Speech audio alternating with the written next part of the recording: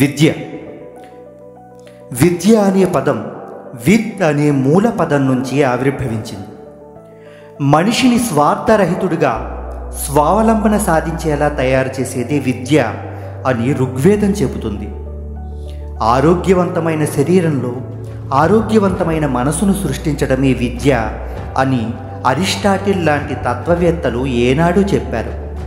మానవుని బుద్ధి దేని ద్వారా వికసిస్తుందో, మనశ్శాంతి పెంపొందుతుందో, శీలం ఏర్పడుతుందో, మానవుడు స్వశక్తితో నిలబడతాడో అదే విద్య అని స్వామి వివేకానంద ఎప్పుడూ చెబుతూ ఉండేవారు.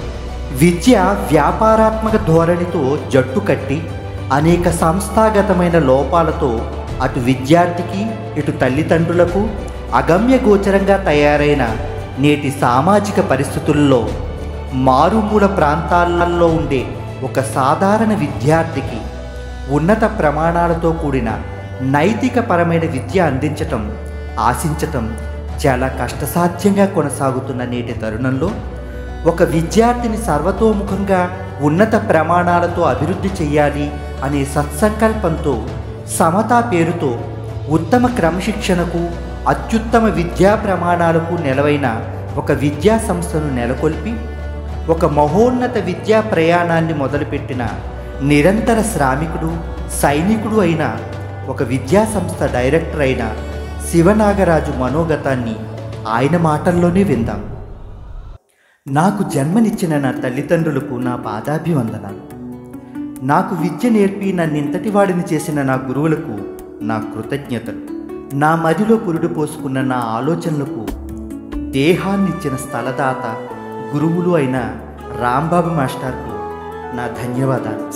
మీ పిల్లల లక్ష్య సాధన కోసం వారి భవిష్యత్తును తీర్చిదిద్దే బాధ్యత నాకు అప్పచెప్పిన తల్లిదండ్రులకు పేరు పేరున అభినందనలు.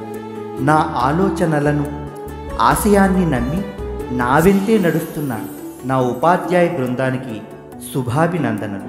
నా ఆశయాన్ని విశ్వసించి నా నిర్ణయాలను గౌరవిస్తూ నా అనే స్వార్థాన్ని మరిచి మన అనే మమకారంతో నా వెంటే తన ప్రయాణాన్ని సాగిస్తున్న నా అర్ధాంగికి నా నమస్సుమాంజలి. ఈ శుభ సమయంలో నా గురించి నేను పరిచయం చేసుకుంటాను. నేను మీ అందరికీ తెలిసిన కొన్ని తెలియని విషయాలు ఈ స్కూల్ ఆవిర్భావానికి దోహదం చేసినవి మీ ముందుంచుతాను.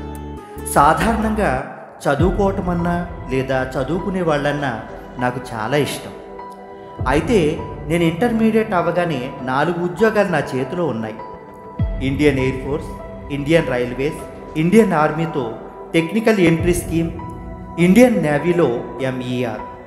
చదువుకోవాలన్న నా కోరిక తీరకుండానే కుటుంబంలోని ఆర్థిక ఇబ్బందుల వల్ల నేను ఇండియన్ ఎయిర్ ఫోర్స్లో జాయిన్ అవ్వటం జరిగింది. జాబ్లో అయితే జాయిన్ అయ్యాను, కానీ ఎక్కడో అసంతృప్తి నన్ను వెంటాడుతూనే ఉంది. అలా కాదని ఉద్యోగం చేస్తూనే ఆంధ్ర యూనివర్సిటీ నుండి BA స్పెషల్ తెలుగు చేశాను. పంజాబ్ టెక్నికల్ యూనివర్సిటీ నుండి MSc IT చేశాను. తర్వాత IGNOU నుండి MA history, MA sociology, MA political science చేశాను. ఇవేవి కూడా నాకు ఏమాత్రం సంతృప్తినివ్వలేదు. ఇంకా ఏదో వెలితి. అప్పుడు BSc ఫిజిక్స్ హానర్స్ చేశాను. అలా కాదని వీటితో మనం ఎవరికీ ఏమీ చేయలేమని డిబ్రూగఢ్ యూనివర్సిటీ నుంచి LLB చేశాను. దానితో పాటు PG diploma in criminal justice చేశాను. ఇదేదో ఉపయుక్తంగా ఉండబోతుందని కురుక్షేత్ర యూనివర్సిటీ నుంచి LLM చేశాను. అంతలో లవ్లీ ప్రొఫెషనల్ యూనివర్సిటీలో PhDకి అడ్మిషన్ దొరికింది. అది మొదలెట్టేశాను. అలా 3 బ్యాచిలర్ డిగ్రీలు, 5 PGలు, 2 PG డిప్లొమాలు, 1 PhD మరియు 20 సంవత్సరాల ఉద్యోగ అనుభవంతో నా స్వగ్రామం అయినటువంటి పాచిపెంట తిరిగొచ్చాను.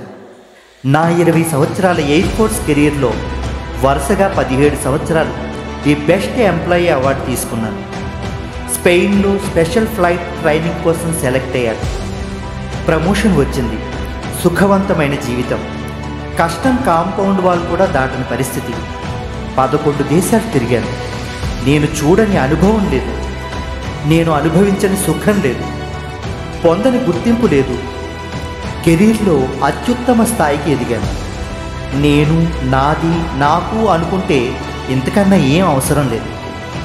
విశాలమైన ఈ ప్రపంచంలో ఏ మూలకెళ్ళినా నేను డబ్బు సంపాదించుకోగలను. కానీ ఇవేమీ నాకు ఆనందాన్ని ఇవ్వలేదు. నేను చదివిన ఇన్ని డిగ్రీలు నేను చేసే పనికి సంబంధించినవి కావు. అవన్నీ ఉపయుక్తం అవ్వాలంటే ఏం చెయ్యాలి? భగవంతుడు నాకు ఇచ్చిన ఈ జ్ఞానాన్ని నా ఈ దేహంతోనే అంతమైపోతే? అలా కాకూడదు. నేనొక సైనికుణ్ణి. సైనికుడు అంటే బోర్డర్లో దేశ రక్షణ చేసేవాడు మాత్రమే కాదు, భావి భారత పౌరులను తీర్చిదిద్దడం కూడా దేశ రక్షణే. బంగారు భారత నిర్మాణమే నా లక్ష్యం. దానికి నేను అహర్నిశలు కష్టపడుతున్నాను. దానికి నా సుఖం, భోగం, భాగ్యం, సర్వస్వము త్యజించాను. అలా మొదలైంది ఈ ప్రస్థానం. అయితే ఈ ప్రయాణం అంత సులువుగా ఏమీ లేదు. దారంతా గతుకులు, ప్రతి చోట ప్రతిబంధకాలు, ముందుకెళ్తుంటే ఆటంకాలు. ఆలోచన గొప్పది, ఆశయం నిస్వార్థమైంది. అయితే భగవంతుడే ముందుండి దారి చూపిస్తాడు అనటానికి ఈ స్కూల్ ఆవిర్భావం నిదర్శనం. తెల్లారితే విధి నిర్వహణ, రాత్రంతా స్కూల్ గురించే ఆలోచన.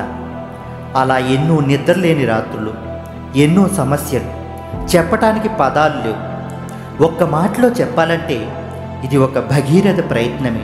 ఇన్ని కష్టాల్లోనూ ఏ రోజు నేను బాధపడలేదు. కానీ ఎన్నో అవమానాలు, సూటిపోటి మాటలు, అబద్ధపు ప్రచారాలు, ఇవన్నీ నా సహనానికి పరీక్ష మాత్రమే అనుకున్నాను. కానీ ఏ రోజు నేను మాట జారలేదు. ఎందుకంటే విడిచిన బాణాన్ని, పలికిన మాటను వెనక్కి తీసుకోలేం కాబట్టి. ఇది నా సంస్కారం, ఇది నా విధానం. ఎలాగైతే మొదటి సంవత్సరం ప్రారంభించగలిగాం, అనుకున్నది అనుకున్నట్టుగా ఏదీ జరగలేదు. విద్యార్థుల విద్యా ప్రమాణాలు ఊహకి అందనటువంటి అధమ స్థాయిలో ఉన్నాయి. అయినా సరైన ప్రణాళికను రూపొందించుకుని వారి క్రమానుగతాభివృద్ధికి కృషి చేశాము. అది వాళ్లలో మార్పును తీసుకొచ్చింది. అది తల్లిదండ్రులుగా మీరు చూశారు. దానితో రెట్టించిన ఉత్సాహంతో పిల్లల్లో పోటీతత్వాన్ని పెంచడానికి సరైన ప్రణాళికలు పెంపొందించి 2వ సంవత్సరం మరింత అభివృద్ధిని సాధించాం. ఎప్పటికప్పుడు పిల్లలకి ఎందుకు చదవాలి, ఎలా చదవాలి అనే విషయాన్ని అవగతమయ్యేలా చేస్తూ వారికంటూ ఒక మార్గాన్ని ఎన్నుకుని శక్తిని రూపొందిస్తున్నాం. చదువు అంటే పుస్తకాల్లో విషయాలకు మాత్రమే పరిమితం కాకుండా సర్వత్రా అన్ని విషయాలపైన అవగాహన కల్పిస్తూ ఎటువంటి ఆటుపోట్లనైనా తట్టుకునేలా కండబలం, బుద్ధిబలాన్ని అభివృద్ధి చేస్తూ ముందుకు వెళ్తున్నాం. వారి నిరంతర అభివృద్ధిని నిష్పక్షపాతంగా ఉన్నది ఉన్నట్టుగా తల్లిదండ్రులుగా మీకు తెలియజేయడం మా కర్తవ్యం. ఇది మీ అందరికీ సుపరిచితమే. మీ పిల్లల సమగ్రాభివృద్ధి నా బాధ్యత. ఉన్నత ప్రమాణాలు కలిగిన విద్యను అందించటం నా కర్తవ్యం. నా గుండె ధైర్యం, నా మొండితనం, నా సంకల్ప బలం, భగవంతుని ఆశీస్సులు, మీ అందరి ఆదరాభిమానాలు ఇవన్నీ కలిపితే మన ఈ సమతా పబ్లిక్ స్కూల్. ఈ స్కూల్ ఎవరికీ పోటీ కాదు. నవభారత నిర్మాణంలో ఒక సైనికుడు భరతమాతకు అందించే ఒక కానుక మాత్రమే. జై హింద్.